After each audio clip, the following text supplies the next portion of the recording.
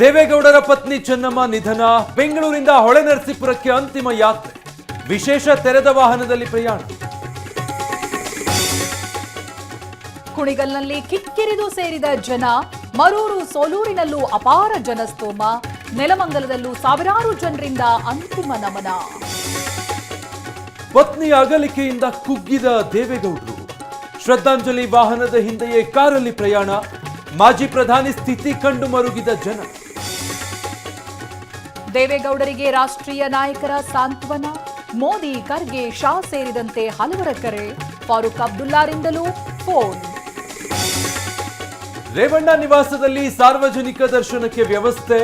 ಮನೆ ಮುಂಭಾಗ ಬ್ಯಾರಿಕೇಡ್ ಹಾಕಿ ತಯಾರಿ. ಸಾವಿರಾರು ಪೊಲೀಸರ ನಿಯೋಜನೆ.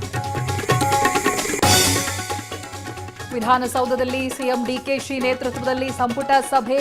ಬರಪೀಡಿತ ತಾಲೂಕುಗಳ ಘೋಷಣೆ ಸಾಧ್ಯತೆ. ಪಟ್ಟಿ ಸಿದ್ಧಪಡಿಸಿರುವ ಸರ್ಕಾರ. ರಾಜ್ಯದಲ್ಲಿ ಬರ ಹೆಚ್ಚುತ್ತಾ ಇದ್ರೂ ಬರ ಘೋಷಣೆ ವಿಳಂಬ.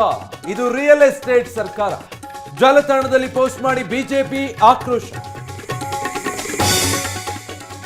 ಸರ್ವಪಕ್ಷ ಸಭೆಗೆ ಟಿಎಂಸಿ ರೆಬಲ್ ಸಂಸದರಿಗೆ ಆಹ್ವಾನ.